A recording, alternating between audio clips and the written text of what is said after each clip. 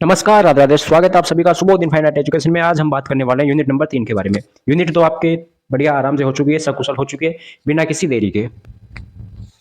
आज हम बात करेंगे यूनिट नंबर 3 के बारे में। ये आपके पार्ट 1 और पार्ट 2 में रहेगी, क्योंकि कंप्लीट सिलेबस करवाना है और यूनिट भी आपकी बड़ी है ये। तो देखो, यूनिट का नाम है नर्सिंग केयर ऑफ नियोनेट। अब इसमें भी एक बात बताया कि आपके 2 मॉड्यूल थे। आप कहोगे सर यहाँ पे एफ बी एन सी और ई एन बी सी क्यों लिख रखा है? क्योंकि आपके सिलेबस में 2 मॉड्यूल थे। अगर आपके कॉलेज वालों ने बनवाए हो तो उसका सिलेबस भी यही है। ठीक है, आप जब सिलेबस देखोगे तो उसमें आपको ये देखने को मिलेगा। तो इसलिए अगर कोई ये मॉड्यूल बनाना चाहता है तो उसके लिए भी ये वीडियो सफिशियंट है, क्योंकि मॉड्यूल में यही कंटेंट आएंगे। ठीक है ना? तो और आपके पढ़ने के लिए भी यही है यूनिट 3। बात करते हैं यूनिट 3 के बारे में। एक तो आपके मॉड्यूल था ये वाला, एक अगली यूनिट है IMNCI की। जो 2 मॉड्यूल दे रखे थे आपके सिलेबस में, इसलिए मैंने आपको दोनों को बता दिया है। और साथ ही साथ ये आपके सिलेबस में भी है, तो पढ़ना भी जरूरी है। तो बात करते हैं पार्ट 1 के बारे में। पहले सिलेबस देख लेते हैं। ये आपका सिलेबस रहता है nursing care of neonate. First point रहता है ऑपरेशन ऑफ न्यूबॉर्न। सेकंड रहता है nursing care of normal newborn या असेंशियल न्यूबॉर्न केयर हो गया। थर्ड आता है नियोनेट रिससिटेशन। फोर्थ रहता है nursing management of LBW baby. Low birth weight होता है, उनकी केयर कैसे करें अपन। और कंगारू मदर केयर, ये एक तो ये रह गया। आगे आता है नर्सिंग मैनेजमेंट ऑफ डिसऑर्डर। कौन कौन से डिसऑर्डर हो गए? हाइपर बिलीरुबिनीमिया जो कि जॉइंडिस होता है, hypothermia, hyperthermia, metabolic disorder, neonatal infection, neonatal seizures हो गया, RDS हो गया, respiratory distress syndrome, retinopathy of prematurity, organisation of neonate care unit, and last one is neonatal equipment. तो ये सिलेबस रहता है। अब हम देखो, अगर करवाना चाहे तो पार्ट 1 और पार्ट 2 को, मतलब कि इस पूरे सिलेबस को एक वीडियो में करवा सकते हैं। लेकिन क्या मतलब है, आराम से करेंगे ना भाई, ज़्यादा लंबा नहीं होगा। आराम से पढ़ेंगे, धीरे धीरे पढ़ेंगे, सिलेबस आपका हो जाएगा जो आपको टाइम बता रखा है। तो पहले अपन ये देख लेते हैं पार्ट 1 में। कौन सा? ये पोर्शन हम पार्ट 1 में देख लेते हैं, ये पोर्शन हम पार्ट 2 में देख लेंगे। ठीक है, पार्ट 1 हम देख लेते हैं आज। पार्ट 1 फर्स्ट पॉइंट आता है ये आपके सामने, एप्रेशल ऑफ न्यूबॉर्न। अब ये होता क्या है सर? तो ये क्या होता है, कोई भी न्यूनेट है, न्यूबॉर्न है, उसको हम असेस करना है, हमको उसको एग्जामिन करना है। तो systematic examination of the newborn, systematic examination of the newborn to assess adaptation of adaptation to extra uterine life. Extra uterine क्या है? एक्स्ट्रा यूटेराइन लाइफ या एक्स्ट्रा यूटेराइन एनवायरमेंट क्या होता है? एक तो क्या यूट्रस, यूट्रस के अंदर हो तो यूटेराइन लाइफ हो गया, यूटेराइन एनवायरमेंट हो गया। जबकि अगर वो यूट्रस से बाहर आ जाता है, मतलब कि जब बर्थ हो जाता है, आफ्टर द बर्थ, जब बेबी का बर्थ हो जाता है, बॉर्न के बाद में न्यूबॉर्न है, वो क्या होता है? एक्स्ट्रा यूटेराइन लाइफ कहलाती है उसकी। तो उसको हमें क्या करना है? असेस करना है। ठीक है भाई, सही है या नहीं है, इसकी लाइफ सही है या नहीं है। तो इसके कंपोनेंट से कुछ, फर्स्ट आता है Apgar score, second is anthropometry measurement, third आता है vital signs, head to toe assessment या फिजिकल असेसमेंट, और फिफ्थ आता है रिफ्लेक्सेस। रिफ्लेक्सेस पढ़ लिया हमने, ठीक है। वाइटल वगैरह भी पढ़ रखा है, लेकिन देख लेते हैं। चलो, फर्स्ट आता है एप्गार स्कोर के बारे में। बात करते हैं एप्गार स्कोर के बारे में। होता क्या है एप्गार स्कोर? तो एप्गार स्कोर में होता क्या है कि बेसिकली इसकी फुल फॉर्म होती है, इसकी फुल फॉर्म भी देखेंगे आगे। तो इसमें क्या होता है कि बेबी का क्या हुआ, बर्थ हुआ, न्यूबॉर्न है, जैसे वो बर्थ होता है उसके 1 to 5 मिनट्स, 1 से 5 मिनट के अंदर ये हम करना पड़ता है। इसमें स्कोर देते हैं, ठीक है ना, स्कोर देते हैं। अभी देखते हैं, चलो आगे धीरे धीरे समझाएंगे आपको आराम से।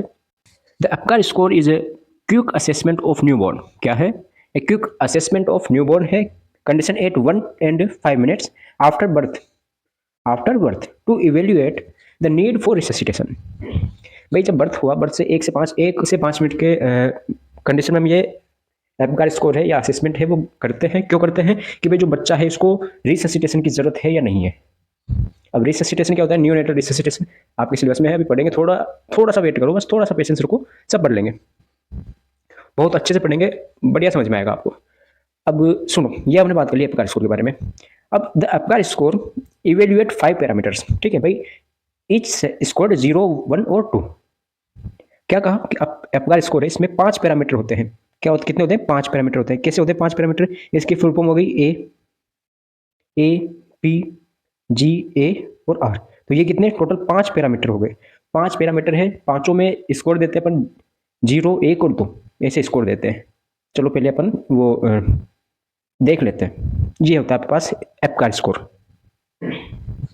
तो सुनो, ए मीन्स, ए का मतलब होता है एक्टिविटीज, पी का मतलब होता है पल्स, जी का मतलब होता है ग्रामेस, ए का मतलब अपीरियंस और आर का मतलब रेस्पिरेशन। ओके, अब सुनो होता क्या है कि कुछ कुछ बुक्स में या कुछ इस किताबों में कुछ वीडियोस में आप देखोगे कि सर फर्स्ट तो एक अपीयरेंस लिख रखा है।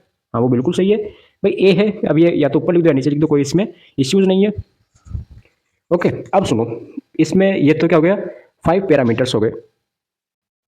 अब इसके अकॉर्डिंग हमने उसको पॉइंट्स में क्लासिफाइड कर लिया। कैसे किया भाई, अगर 0 पॉइंट हम किसी को देंगे जो एब्सेंट हो, क्या एब्सेंट हो, एक्टिविटी। भाई कोई बर्थ हुआ बेबी का बर्थ होता है तो उसमें अगर एक्टिविटीज एब्सेंट है, उसमें अगर एक्टिविटी एब्सेंट है तो हम उसको 0 पॉइंट दे देंगे। एक्टिविटीज है लेकिन कौन सी है, फ्लेक्स्ड आर्म्स एंड लेग्स, ठीक है, नॉर्मल है, ज़्यादा एक्टिव नहीं है, तो इसको अपन 1 पॉइंट दे देंगे। और एक्टिव है, नॉर्मली एक्टिव, तो हम 2 पॉइंट दे देंगे। ठीक है चलो, ओके। सेकेंड आता है पल्स। पल्स में अगर पल्स एब्सेंट है तो 0 पॉइंट, बिलो 100 से कम है, 100 से कम है तो 1 पॉइंट देंगे, और 100 से ज़्यादा है तो हम 2 पॉइंट दे देंगे उसको। ग्राइमेस क्या होता है, रिफ्लेक्सेस, मिनिमल रेस्पॉन्स। भाई अगर वो मिनिमल रेस्पॉन्स दे रहा है उसके लिए तो 1 पॉइंट दे देंगे, और सही से रेस्पॉन्स दे रहा है, ठीक है, तो हम कौन सा दे देंगे, 2 पॉइंट दे देंगे। और 0 एब्सेंट में है, फ्लॉपी है तो। अपीयरेंस, अपीयरेंस मतलब कि स्किन का कलर, जैसे हुआ है नॉर्मली बेबी का कलर होता है पिंक, ठीक है ना, पिंक होता है, अगर नॉर्मल है पिंक है उसका कलर तो हम 2 पॉइंट दे देंगे उसको, ठीक है। अगर ब्लू है मतलब कि साइनोसिस है, ब्लू है या पेल है, साइनोसिस है, तो हम उसको क्या दे देंगे, 0 पॉइंट दे देंगे। और अगर pink body and blue extremities, ठीक है ना, कोई बेबी है उसका अगर बॉडी तो क्या है, पिंक है, ठीक है ना, ये हिस्सा तो क्या है, ये तो पिंक है, लेकिन उसकी जो एक्सट्रीमिटीज है ये क्या है, ब्लू है, तो क्या होगा, उसको हम देंगे 1 पॉइंट। क्यों, इस कंडीशन को क्या बोलते हैं, इस कंडीशन को बोलते हैं एक्रोसाइनोसिस। क्या बोलते हैं, एक्रोसाइनोसिस, कोष्टक में लिख लेना एक्रोसाइनोसिस। फिर आता है रेस्पिरेशन। अगर रेस्पिरेशन एब्सेंट है तो 0 पॉइंट, स्लो है, स्लो एंड रेगुलर है, वैसे तो स्लो एंड इरेगुलर है तो क्या होगा, 1 पॉइंट होगा, और वो नॉर्मल है तो कौन सा होगा, 2 पॉइंट होगा।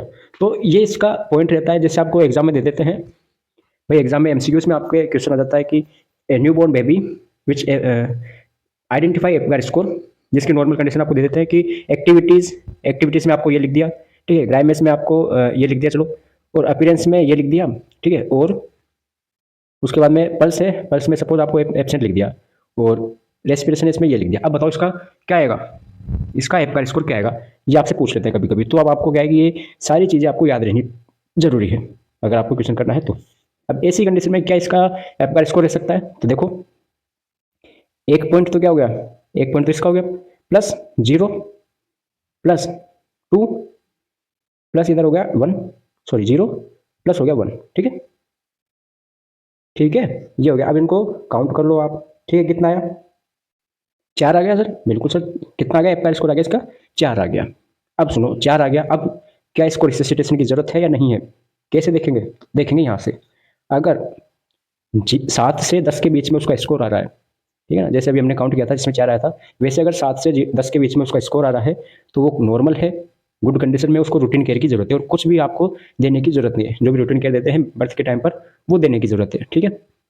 मैं रूटीन केयर जैसे वार्म करना बेबी को, ठीक है, वो नॉर्मल चीज़ होती है, वो केयर होती है, ड्राई करना, ठीक है, क्राई, वार्म ड्राई क्राई, ठीक है, सक्शनिंग वगैरह रूटीन केयर होती है, वो देने की जरूरत है। सेकेंड, अगर 4 से 6 के बीच में है तो मॉडरेट डिफिकल्टी है, क्या है, मॉडरेट है। अब इसमें रूटीन केयर दो, प्लस O2 स्टिमुलेट करो, प्लस एक सक्शन करो, क्या करो, सक्शन करो, और सक्शन पहले पहले करते हैं माउथ, उसके बाद में करते हैं नोज, ठीक है ना, ये सेक्शन का पैटर्न रहता है, पहले माउथ बाद में नोज। 0 से 3 के बीच में तो सीवियर डिस्ट्रेस की कंडीशन में उसको इमीडिएट रिससिटेशन की जरूरत पड़ती है, ठीक है ना। भाई अगर उसका स्कोर किस में आ रहा है, 0 से 3 के बीच में आ रहा है तो उसको किसकी जरूरत पड़ी है, तो सर उसको जरूरत पड़ेगी रिससिटेशन की। कभी कभी पूछ लेते हैं कि अगर किसी का स्कोर 7 है या 6 है, किसी का स्कोर 6 से 7 के बीच में है, तो हमें क्या करना चाहिए, तो हमें सर जो पीडियाट्रिशियन होता है उसको इन्फॉर्म करना चाहिए, ठीक है ना, कि सर इसका स्कोर ये आ रहा है, तो अब आगे की वो बताएंगे, ठीक है, ये पॉइंट होता है। फिर हम आगे बढ़ते हैं, ये बेबी हटा देते हैं अपन, एक्रोसाइनोसिस का। फिर आता है एंथ्रोपोमेट्रिक मेजरमेंट। एंथ्रोपोमेट्रिक मेजरमेंट आपका स्कोर हो चुका है। एंथ्रोपोमेट्रिक मेजरमेंट की बात करते हैं अपन। एंथ्रोपोमेट्रिक मेजरमेंट होता क्या है? अब सुनो, एंथ्रोपोमेट्री क्या होता है? जो, हाँ बिल्कुल सही, आपने पढ़ा था न्यूट्रिशन में, MUAC, हेड सर्कम्फ्रेंस पढ़ा था ना, वेट वेट हो गया, हाइट हो गई, वो सब इसमें आती है। तो anthropometric measurement are the physical measurement of the body, physical measurement of the body use to assess growth, nutritional status and health of newborn. किसी भी न्यूबॉर्न के ग्रोथ, न्यूट्रिशन स्टेटस और हेल्थ को असेस करने के लिए जो फिजिकल मेजरमेंट काम में लिए जाते हैं उनको हम क्या कहते हैं? एंथ्रोपोमेट्रिक मेजरमेंट कहते हैं। अब इसका पर्पस क्या है, इसका उद्देश्य क्या है? एंथ्रोपोमेट्री का पर्पस क्या है? फर्स्ट पर्पस आता है to assess growth and development. उस बेबी की ग्रोथ और डेवलपमेंट को असेस करने के लिए भी नॉर्मल है या नहीं है, अगर नहीं है तो क्या प्रॉब्लम है, तो उसको असेस करने के लिए। Second is identify low birth weight. Low birth weight है, LBW बेबी है, उसको आइडेंटिफाई करने के लिए नॉर्मल वेट कितना होता है अभी देखते हैं। डिटेक्ट माल न्यूट्रिशन, माल न्यूट्रिशन को डिटेक्ट करने के लिए। अब माल न्यूट्रिशन किससे डिटेक्ट करेंगे वो भी बताएंगे आगे। भाई कौन सा फिजिकल मेजरमेंट है जिससे माल न्यूट्रिशन करते हैं? क्या हाइट है? नहीं सर हाइट नहीं है। कौन सा है तो देखेंगे आगे। मॉनिटर प्रोग्रेस ओवर टाइम, ठीक है ना। तो ये पर्पज रहते हैं एंथ्रोपोमेट्रिक मेजरमेंट के। चलते हैं सर आगे। फर्स्ट आता है हमारे पास वेट। क्या आता है? Weight sir. तो नॉर्मली वेट होता है 2.5 kg टू 4 kg, 2.5 से 4 किलो का बच्चा होता है। 2.5 टू 4 kg का नॉर्मल वेट होता है बेबी का। Measured using the infant weighing scale. अगर पूछ ले भाई किससे हम इसको क्या कर सकते हैं, मेजर किससे करें, तो इस स्केल से अपन को मेजर करते हैं। Indicate growth and nutrition status. Growth and nutrition status को इंडिकेट करता है कौन? वेट। भाई अगर वेट नॉर्मल है तो ग्रोथ अच्छी है, और ज़्यादा है तो कुछ ज़्यादा ही अच्छी है, ठीक है। सपोज अगर 5 kg का कोई बच्चा हो गया तो ज़्यादा ही ग्रोथ है उसकी। अब ऐसी कंडीशन कब आती है?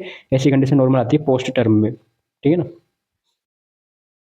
लेंथ, नेक्स्ट आता है लेंथ के बारे में। लेंथ क्या है? तो लेंथ, नॉर्मल लेंथ होती है 45 सेंटीमीटर से 55 centimetre.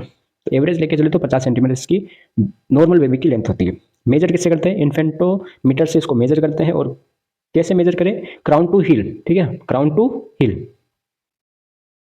Head circumference, head circumference क्या होता है? जो हेड है उसको मेजर करना, वो हेड सर्कमफ्रेंस है। इसी से हम क्या कर सकते हैं? इसी से हमें पता चलता है ब्रेन की ग्रोथ के बारे में। ब्रेन की ग्रोथ सही है या नहीं है, हाइड्रोसिफेरस है बेबी या कौन सा है, नॉर्मल है, तो उसका हेड सर्कमफ्रेंस से पता चलता है। नॉर्मल होती है 33 से 35 centimetre, 33 to 35 centimetre. Measured above eyebrow and occipital, जो पीछे बोन होती है ऑक्सीपिटल बोन, वहां से, और आईब्रो। एंटीरियर एंड पोस्टीरियर पूछ सकते हैं, एंटीरियर कहाँ से और पोस्टीरियर कहाँ से मेजर करते हैं, तो ये आ सकता है। इंडिकेट ब्रेन ग्रोथ, ये देखो पॉइंट भी आ गया बताया वही, ठीक है ना। नेक्स्ट आता है चेस्ट सर्कमफ्रेंस। चेस्ट सर्कमफ्रेंस, तो चेस्ट सर्कमफ्रेंस नॉर्मल होती है 33 टू 33 सेंटीमीटर। यहाँ पे क्या था, ठीक है ना। अब सुनो, मेजर एट निप्पल लाइन। कहाँ से मेजर करते हैं? निप्पल लाइन से मेजर करते हैं, ओके। और usually 2 to 3 centimetre less than head circumference. Normally कितनी होती है? 2 से 3 सेंटीमीटर कम होती है वो बर्थ के टाइम पर, एट द बर्थ। लेकिन बाद में क्या होता है, 1 साल बाद में क्या होता है, दोनों बराबर हो जाती है। After the 1 year head circumference and chest circumference is equal. लेकिन उसके बाद में क्या होता है, उसके बाद में चेस्ट सर्कमफ्रेंस ज़्यादा हो जाती है और हेड सर्कमफ्रेंस कम हो जाती है। अब आप अपना खुद का सिर देखो और खुद की चेस्ट देखो, आपकी चेस्ट सर्कमफ्रेंस ज़्यादा होगी और हेड सर्कमफ्रेंस है वो कम होगा। ये थोड़ी भाई किसी का सर बड़ा है किसी की चेस्ट छोटी है, ऐसा नहीं होता, ठीक है ना। अब आता है mid upper arm circumference, MUAC। MUAC 11 centimetre होता है नॉर्मल। असेस न्यूट्रिशन स्टेटस, अभी बताया मैंने आपको कि न्यूट्रिशन स्टेटस किससे असेस करते हैं, तो ऑप्शन में आए तो आपको MUAC टिक करके आना है, ठीक है ना। वाइटल साइन के बारे में बात कर लेते हैं।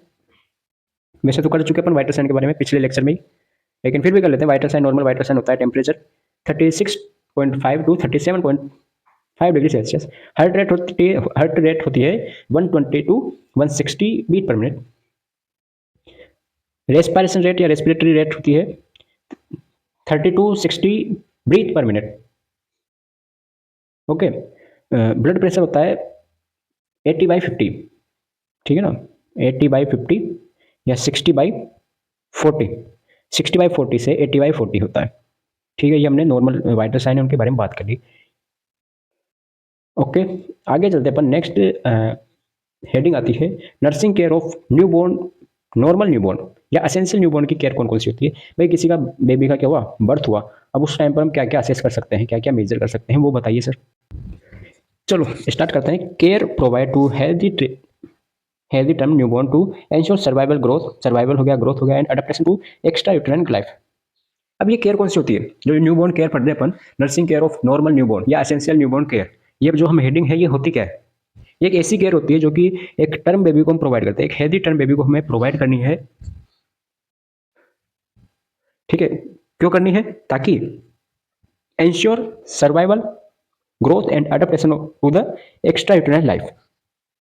अभी एक्स्ट्रा यूटेरिन लाइफ के बारे में मैंने बताया था आपको कि जैसे ही यूट्रस से बाहर आता है तो उसके बाहर में जो इन्वायरमेंट मिलता है उसको, उसमें उसको अडप्ट करने के लिए टाइम लगता है, तो उसको अडप्ट करने के लिए हम क्या क्या कर सकते हैं, क्या क्या केयर दे सकते हैं, वही चीज़ क्या है, नर्सिंग केयर ऑफ नॉर्मल या एसेंशियल न्यूबॉर्न केयर होती है। ऑब्जेक्टिव्स देते क्यों है, तो फर्स्ट आता है मेंटेन बॉडी टेम्परेचर। भाई जब बेबी का बर्थ होता है तो जो वो हाइपोथर्मिया की कंडीशन रहता है, नॉर्मली बात कर रहे हैं, पर नॉर्मली उसका टेम्परेचर है वो कम रहता है, कम रहता है, तो उसको हम जैसे वो बर्थ होता है बाहर आता है तो उसको क्या करते हैं, पर रेडिएंट वार्मर में हम रखते हैं। भाई जिसका अगर हाइपोथर्मिया में है, ज़्यादा टेम्परेचर कम है, तो उसको कहाँ पे रखते हैं, रेडिएंट वार्मर में रखते हैं। रेडिएंट वार्मर क्या होता है देखेंगे अभी आगे। तो उसका बॉडी का टेम्परेचर मेंटेन रखना। Promote breathing and oxygenation, breathing और ऑक्सीजनेशन को प्रमोट करना। Prevent infection, support nutrition and breast feeding, promote bonding and safety. तो ये ऑब्जेक्टिव्स होते हैं जिससे हम ये केयर देते हैं। अब इमीडिएट केयर, एक तो था इमीडिएट केयर और दूसरा है रूटीन केयर। बताया था अभी आपको मैंने रूटीन केयर, रूटीन केयर के बारे में बताया था कि रूटीन केयर क्या होती है।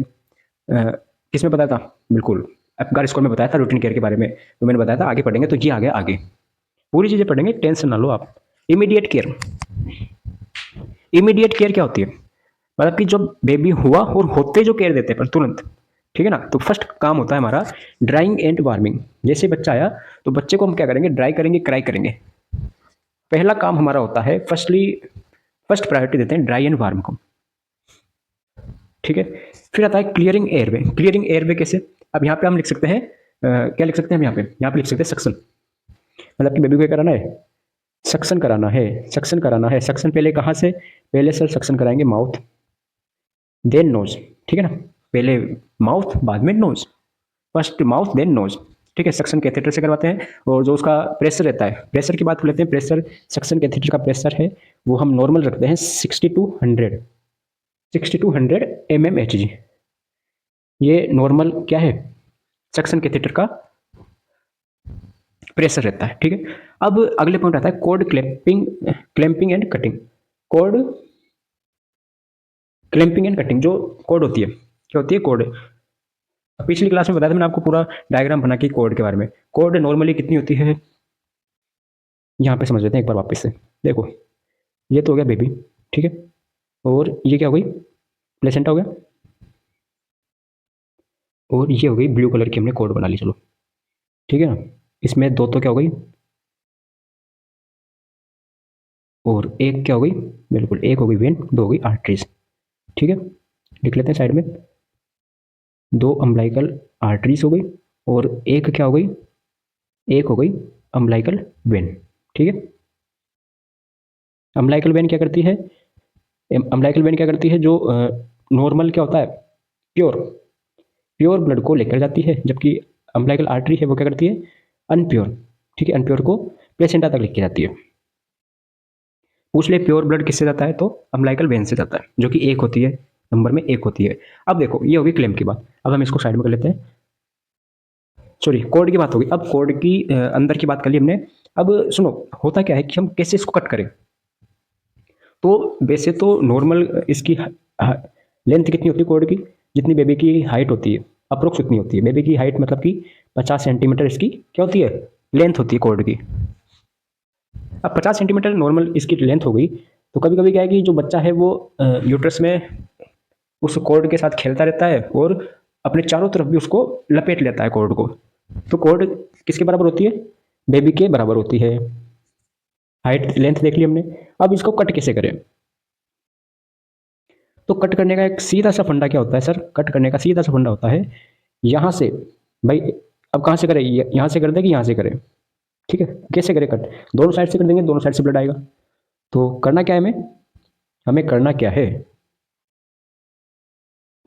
हमें करना क्या है कि जो ये होती है बेबी से 1/3 पार्ट लेते हैं वैसे तो नॉर्मल, लेकिन सेंटीमीटर में देखें तो हम बेबी से 5 सेंटीमीटर दूर, बेबी से 5 सेंटीमीटर दूर यहाँ पर एक क्लैंप लगाते हैं, ठीक है ना। यहाँ पर हमने क्या लगा दिया, एक क्लैंप लगा दिया, ठीक है, क्लैंप लगा दिया 5 सेंटीमीटर दूर। फिर 2.5 सेंटीमीटर, 2 पॉइंट, ये तो 5 सेंटीमीटर हो गया। फिर 2.5 सेंटीमीटर, 2.5 सॉरी 2.5 सेंटीमीटर का एक और क्लैंप लगाओ, ठीक है। अब दो साइड हमने क्लैंप लगा दिया, उसके बीच में से उसको क्या कर दो, कट कर दो, ठीक है। उसके बीच में से आपको कट लगाना है यहाँ पर, ठीक है। एक तो 5 सेंटीमीटर का क्लैंप कर दिया और 2.5 सेंटीमीटर का क्लैंप लगा दिया, और उस दोनों के बीच में से कट कर दो, ठीक है। कट कर दिया, हटा दो सब। उसके बाद में क्या करना है, उसके बाद में क्या है, जो बेबी है, ये बेबी बना लेते हैं वापस से, ये बेबी बन गया, ठीक है। और ये यहाँ पर क्लैंप लगी हुई है, ठीक है, जो बच रही है क्लैंप, सॉरी कॉर्ड, जो कॉर्ड बच रही है, और जो बची हुई कॉर्ड है यहाँ पर हम क्लैंप लगाते हैं, ठीक है। बस क्लैंप लगाना है हमें और कुछ नहीं करना। उस कोड पर nothing apply, nothing apply on the code, code पर हमें कुछ भी अप्लाई नहीं करना है भाई, तेल हल्दी कुछ नहीं लगाना उस पर, लोशन वगैरह कुछ नहीं लगाना, उसको ऐसे ही छोड़ देना है। क्यों, 7 दिन के अंदर अंदर, 7 दिन के अंदर अंदर वो कोड है वो ड्राई हो जाएगी और गिर जाएगी, विद इन 7 डेज, 7 डेज के अंदर वो कोड है वो ड्राई होकर गिर जाएगी, ठीक है। ये क्या कर लिया हमने, कोड क्लैंपिंग एंड कटिंग कर ली। अब सुनो, इसके बाद में हमें एक काम और करना होता है। अब ऐसे थोड़ी कि हम डायरेक्ट ही क्लैंप कर लेते हैं, हमें उसमें टेक्निक यूज लेती है, जिसे बोलते हैं 5C क्लीनिंग टेक्निक। क्या बोलते हैं, 5C, 5C क्लिनिक टेक्निक काम में लेते हैं। 5C क्या होता है, मतलब कि 5C काम में लेना है हमें, 7C भी होता है, 5C भी होता है, 7C और 5C दोनों होता है, लेकिन 5C मेन है। 5C कौन कौन से मेन है, तो फर्स्ट C आ गया क्लीन हैंड, दूसरा है clean code, sorry clean cloth, clean hand, clean cloth, clean surface, clean clamp होना चाहिए, ठीक है। और third one is, last one is clean cutter, जिससे हम काट रहे हैं वो क्लीन होना चाहिए। हमारे काटते टाइम हमें क्या करना चाहिए, पहला तो हमें हमारे हैंड्स से वो क्लीन होने चाहिए, दूसरा जिस कपड़े से हम कवर कर रहे हैं वो जो कपड़ा है वो क्या होना चाहिए, क्लीन होना चाहिए, क्लीन सरफेस होनी चाहिए, क्लीन क्लैंप होनी चाहिए और क्लीन कटर होने चाहिए, ठीक है ना। ये हमने बात कर ली। अब सुनो, यहाँ तक हो चुकी बात, आगे देखते हैं अपन skin to skin contact, skin to skin contact पढ़ेंगे आगे KMC। रूटीन केयर, फिर आती है routine care, immediate care daily, अब आती है रूटीन केयर। अब रूटीन केयर क्या होता है, मेंटेन बॉडी टेम्परेचर, वही बॉडी टेम्परेचर मेंटेन करना है। Early initiation of breast feeding, जितना जल्दी हो सके उतना जल्दी ब्रेस्ट फीडिंग स्टार्ट कर दो, टाइम बताया था मैंने पिछली क्लास में, 30 minute, with in 30 minute. I care, prevent infection, vitamin के इंजेक्शन लगाओ, इम्यूनाइजेशन करो, ठीक है। ये एट द बर्थ टाइम पे 3 वैक्सीन होती है, BCG for TB, OPV for polio और hepatitis B for hepatitis B। Identification and documentation, identification करो, डॉक्यूमेंट कर दो जो भी आपने काम किया है, ठीक है। यहाँ तो कोई दिक्कत नहीं है। अब एक पॉइंट आया था आपके पास, नियोनेटल रिससिटेशन, नियोनेटल रिससिटेशन, ये नियोनेटल रिससिटेशन, अब ये भी देख लेते हैं। देखो कहाँ तक आ चुके अपन, ये कंप्लीट हुआ अभी तक तो, ठीक है ना। अब ये और बाकी है, बढ़िया आराम से पूरे समझ समझ के पढ़ रहे हैं ताकि आपको नॉलेज आ सके। तो मेन काम क्या है, एग्जाम नहीं है हमारा, मेन काम है नॉलेज लेना। नियोनेटल रिससिटेशन, क्या आपका स्कोर वापस पढ़ा है, देखो एक बार, ये देखो आपका स्कोर समझ लो। आपका स्कोर क्या है कि फर्स्ट तो हो गया activities, second pulse, third grimace, fourth appearance और फिफ्थ रेस्पिरेशन। तो एक्टिविटीज में क्या होता है, एक्टिविटीज में अगर बच्चा नॉर्मली एक्टिव है, भाई एक्टिव मूवमेंट कर रहा है, वो एक्टिव मूवमेंट कर रहा है तो वो 2 पॉइंट दे देंगे। मिनिमल फ्लेक्शन कर रहा है, मिनिमल फ्लेक्शन कर रहा है, भाई ज़्यादा हिल नहीं रहा, मतलब हिल तो रहा है लेकिन नॉर्मल है, उसकी एक्टिविटी नॉर्मल है, तो हमें उसको 1 पॉइंट दे देंगे। और एब्सेंट है तो क्या दे देंगे, 0 पॉइंट। फिर पल्स आ गई, पल्स की बात कर ली, इसमें कुछ समझने का है नहीं, एब्सेंट है पल्स तो 0, बिलो 100 है तो 1, और 100 से ज़्यादा है तो 2 पॉइंट दे दिया। थर्ड आता है ग्राइमेस, क्या आता है ग्राइमेस, अब ग्राइमेस से समझ में नहीं आएगा आपको, सुनो। ग्राइमेस का मतलब होता है रिफ्लेक्स, ग्राइमस का मतलब होता है रिफ्लेक्स। अगर उसमें रिफ्लेक्स फ्लोपी, अब यहाँ पे फ्लोपी है तो एक काम करो, इस फ्लोपी को हटा के आप एब्सेंट कर दो। क्या कर दो? एब्सेंट। अगर रिफ्लेक्स एब्सेंट है, उसमें बच्चे में रिफ्लेक्स एब्सेंट है, तो हम उसको 0 पॉइंट देंगे। रिफ्लेक्स हमने पढ़ लिया, ठीक है। जो रिफ्लेक्स अगर एब्सेंट है, जैसे मोरो रिफ्लेक्स हो गया, पढ़े थे ना, रूटिंग रिफ्लेक्स हो गया, डांसिंग रिफ्लेक्स वगैरह, जो भी रिफ्लेक्सेस होते हैं उस वो अगर एब्सेंट है तो 0 पॉइंट हो गया।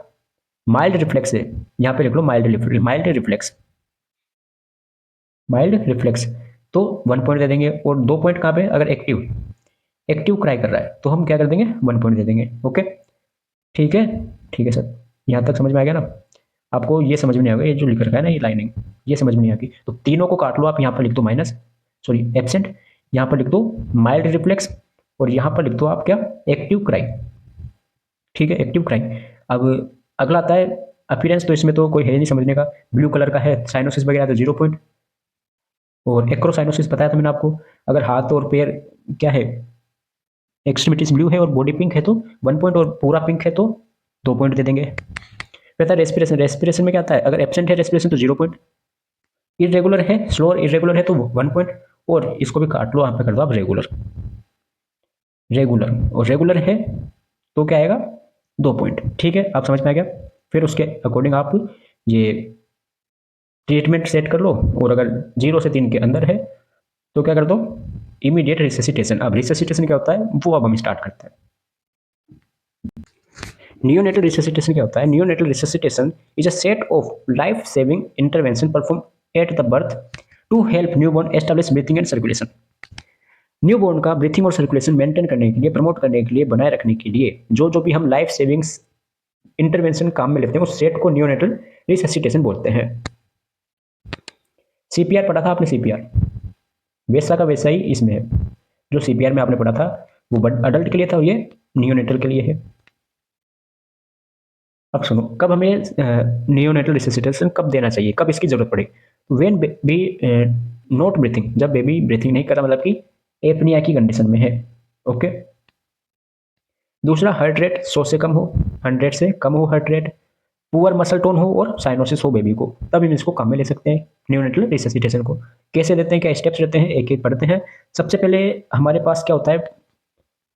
सीपीआर में पढ़ा था एबीसी, एबीसी पढ़ा था, एयरवे, ब्रीथिंग, ठीक है, और सर्कुलेशन, ठीक है ना। अब इसमें क्या है कि 2 चीजें और ऐड कर दो, एक तो टी और एक कर दो एम। टी से टेम्परेचर और एम से मेडिसिन, ठीक है। टी से टेम्परेचर, सबसे पहले हमें टेम्परेचर मेंटेन करना है, फिर एयरवे, फिर ब्रीथिंग, फिर सर्कुलेशन और फिर मेडिसिन। तो फर्स्ट काम क्या होता है हमारे पास? टेम्परेचर मेंटेन का, टेम्परेचर रेगुलेशन का। तो फर्स्ट स्टेप आती है, इनिशियल स्टेप, फर्स्ट 30 सेकेंड की आती है प्रोवाइड वार्म, ठीक है। प्रोवाइड वार्म मतलब कि बेबी को गर्म करो, मतलब कि बेबी का बॉडी का टेम्परेचर है वो मेंटेन रखो। अब कैसे कैसे कर सकते हैं अपन? ड्राई करके, उसको रैप करके कपड़े में, ठीक है, और उसको रेडिएंट वार्मर में, रेडिएंट वार्मर में। अब रेडिएंट वार्मर बार बार नाम आ रहा है, आपको भी डायग्राम दिखाएंगे, आपको फोटो दिखाएंगे रेडिएंट वार्मर की। पोजीशन देनी है स्निफिंग पोजीशन। स्निफिंग पोजीशन क्यों देनी है?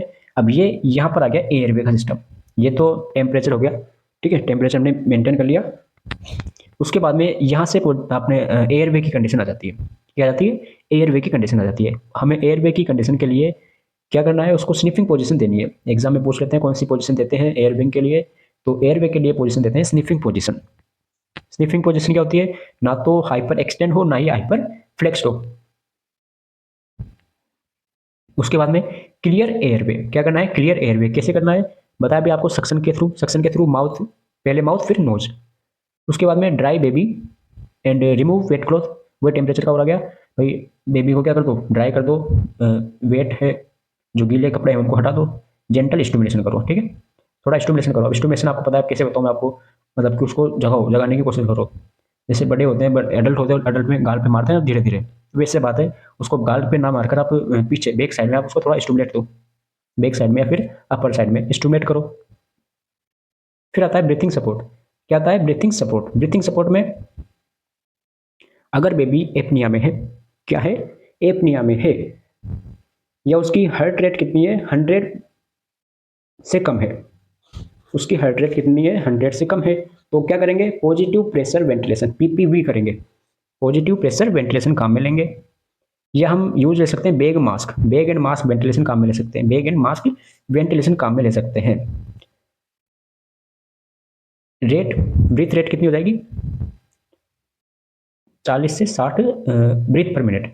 ये क्या है, ये तो हो गई ब्रीथ रेस्पिरेशन, और ये क्या है, हार्ट रेट है। अब सुनो, पूछ रहे हैं बैग एंड मास्क में क्या क्या कवर रहता है। तो बैग और मास्क को कैसे लगाना है, बैग एंड मास्क को हमें उसके मुंह पर कैसे लगाना है कि उसको नोज, बेबी की नोज, बेबी का माउथ और चिन, ये तीनों क्या है, कवर रहने चाहिए, शुड बी कवर्ड। ठीक है ना, ये कवर्ड रहने चाहिए bag technique, bag and mask technique में। ठीक है भाई, एनी प्रॉब्लम नहीं है, आगे चले। नेक्स्ट आता है चेस्ट कंप्रेशंस या सर्कुलेशन, चेस्ट कंप्रेशंस या सर्कुलेशन। अब चेस्ट कंप्रेशंस कैसे स्टार्ट करना है,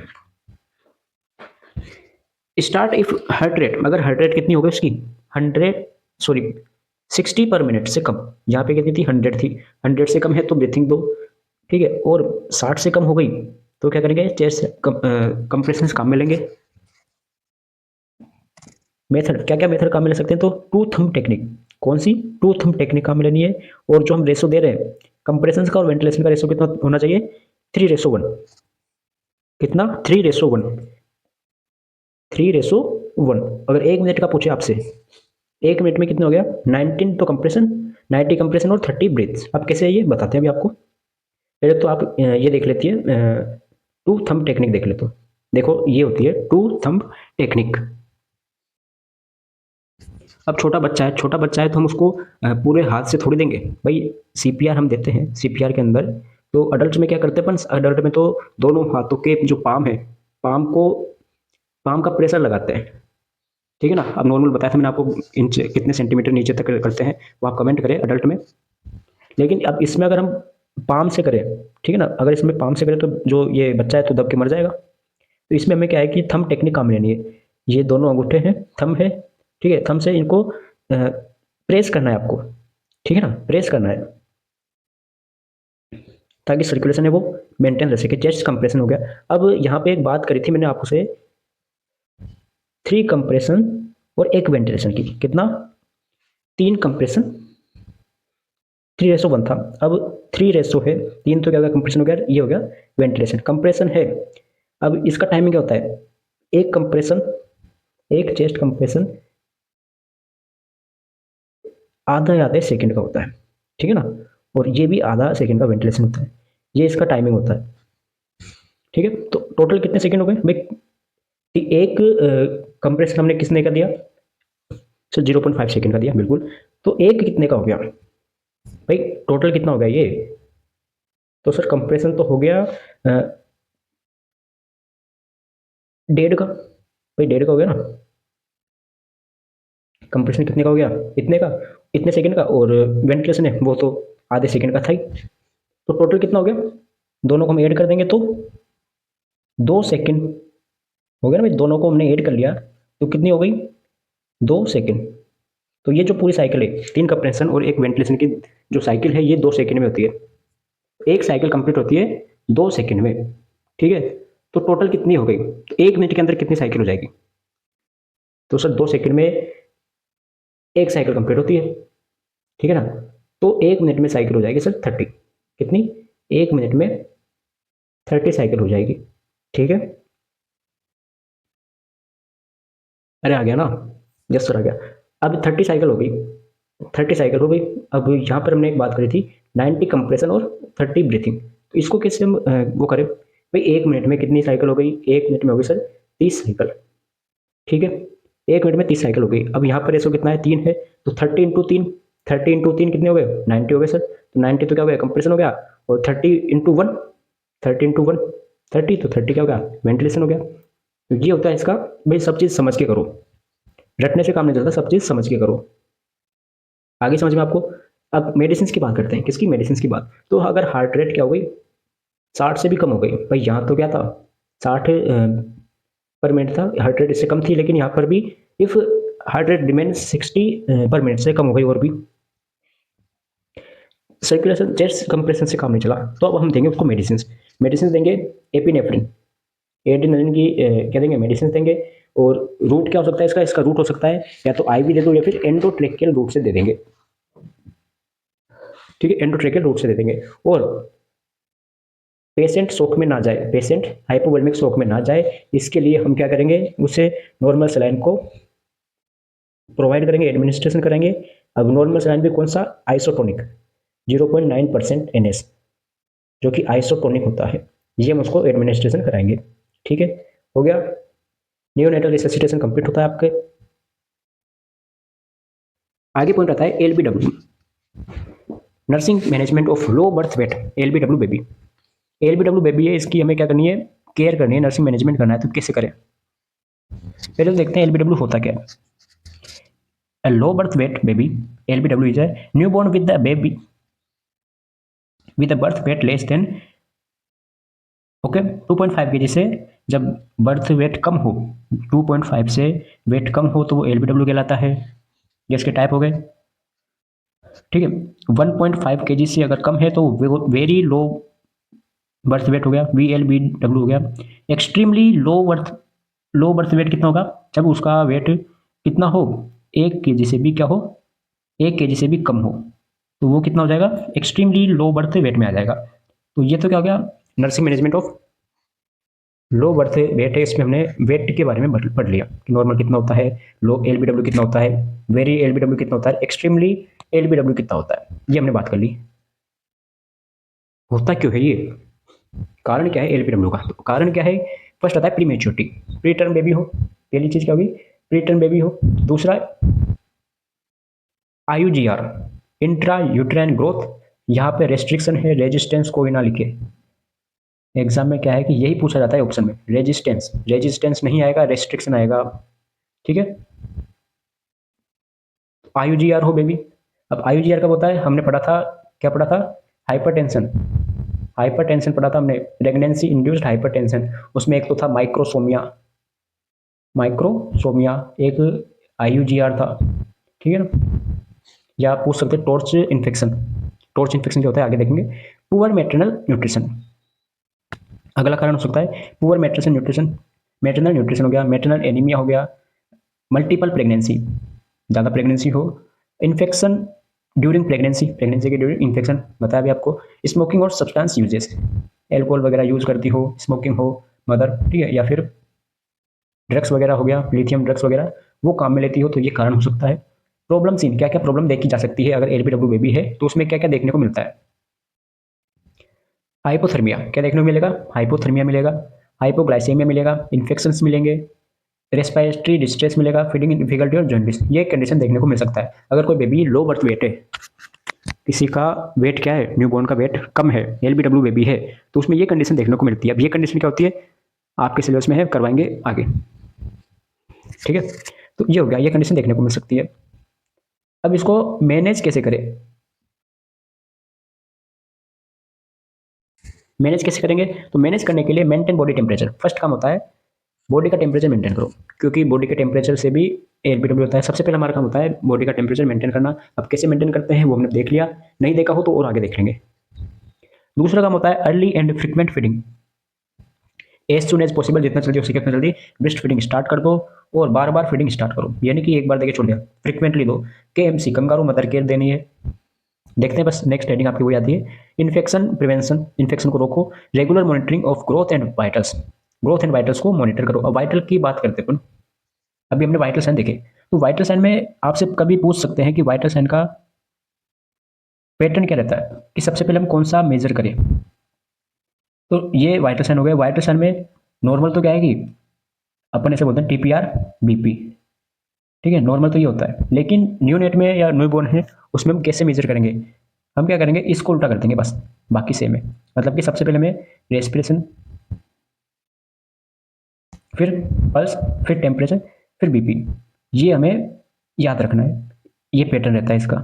ठीक है, ठीक है, ये इसका पैटर्न रहता है, सबसे पहले रेस्पिरेशन में मॉनिटरिंग करनी है, फिर पल्स, फिर टेम्परेचर, फिर BP। ठीक है, अब हम बात कर रहे थे किसकी, वापस से आप अपने उस पर आ जाओ, यहाँ तक हो गया सर। अब आता है कंगारू मदर के KMC। कंगारू मदर केयर क्या होती है? Skin to skin contact, LBW को कम करने के लिए, मतलब कि मेंटेन करने के लिए। Kangaroo mother care is a method of care for LBW and preterm babies. Preterm baby और एलबीडब्ल्यू है, उनकी केयर के लिए ये मेथड काम में लिया जाता है। Which involve skin to skin contact, पहली चीज। इसमें क्या क्या शामिल है? क्या क्या शामिल है इसमें? तो इसमें शामिल हो गया sir skin to skin contact, पहली चीज। दूसरी हो गया exclusively exclusive breast feeding, EBF. And last one is early discharge with follow up. ठीक है, ये तीन, इसमें तीन क्राइटेरिया होते हैं। क्राइटेरिया पूछ लिया आपको केएमसी के क्राइटेरिया, तो क्राइटेरिया होता है skin to skin contact, exclusively breast feeding और अर्ली डिस्चार्ज एंड फॉलो, ये इसके क्राइटेरिया हो गए। इंडिकेशंस पूछ ले कि किसके लिए काम में लेते हैं, तो लो बर्थ वेट, और दूसरा हो गया प्रीटर्म बेबी। ठीक है, टाइमिंग की बात करते हैं कि किस टाइम पर देते हैं, कितनी टाइमिंग के लिए देते हैं और कितने टाइम के लिए नहीं देते। तो मिनिमम 1 से 2 घंटे तो आपको देना है। अगर आप एक बार केएमसी स्टार्ट कर दो, आपने केएमसी स्टार्ट कर दिया आपने, तो एक मिनिमम 1 या 2 घंटे तो, या फिर 1 घंटे तो मिनिमम देनी है। यानी कि 15 मिनट दी, फिर कोई काम आ गया उठ के चले गए, फिर आए फिर 5 मिनट दी, फिर चले गए, तो ऐसा नहीं है। मिनिमम 1 घंटा या 1 से 2 घंटे तो आपको देना है। आइडियल पूछे तो आइडियल आपको 8 से 12 घंटे पर डे, 8 से 12 घंटे देनी है। एक दिन में 8 से 12 घंटे आपको कवर करना है, और ज़्यादा से ज़्यादा मैक्सिमम तो 24 घंटे दे लो। ठीक है, कब तक देनी है? कंटिन्यू कब तक रखे? जब तक कि उसका वेट 2.5 केजी तक नहीं पहुंच सके। अगर उसका वेट 2.5 केजी तक आ गया तो आप उसको डिस्कनेक्ट कर सकते हो। ठीक है, ये हो गया केएमसी की टाइमिंग की बात कर ली। प्रोसीजर ऑफ केएमसी, अब केएमसी की क्या क्या प्रोसीजर होती है? सबसे पहले क्या करता है केएमसी देने के लिए, हमें क्या करना है, mother wear front opening cloth.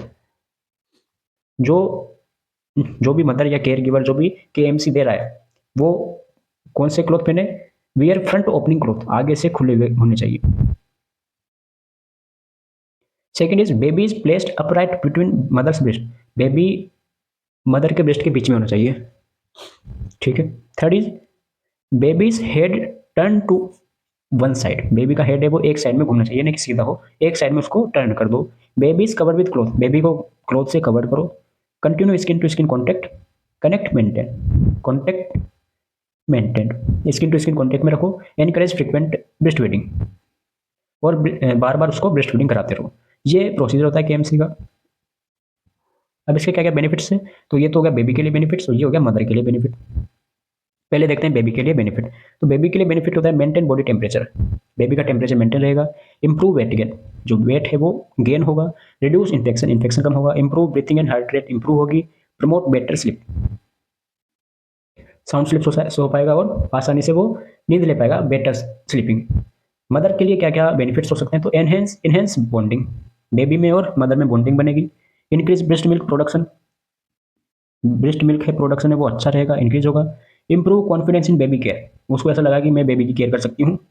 Reduce stress and anxiety, stress और एंजाइटी रिड्यूस होगी, कम होगी, और हार्मोनल मेंटेन रहेंगे। ठीक है, और अब आपको मैं बताता हूँ, क्या बताते हैं, रेडिएंट वार्मर की बात। रेडिएंट वार्मर क्या होता है देख लेते हैं एक बार। ये होता है रेडिएंट वार्मर, इसके अंदर बेबी को रख देते हैं। ठीक, ये बेबी सो रहा है रेड कलर का, ये होता है रेडिएंट वार्मर। ठीक है, तो इसी के साथ पार्ट 1 तो आपके कंप्लीट होता है, ये कंप्लीट हो गया आपके। अब ये हम इसका स्टार्ट करेंगे, मतलब कि बिल्कुल कल देखेंगे ये। तो लेक्चर कैसा लगा कमेंट जरूर करें, कमेंट किए बिना ना जाए। ठीक है भाई, कमेंट करोगे तभी हम आगे कर पाएंगे, आपको पता है। तो नोट्स आपको टेलीग्राम पर मिल रहे हैं, मिल जाते हैं और मिलते रहेंगे जब तक क्लासेस चलती रहेगी। मिलते हैं नए वीडियो में नए लेक्चर के साथ, पार्ट 2 के साथ। राधे।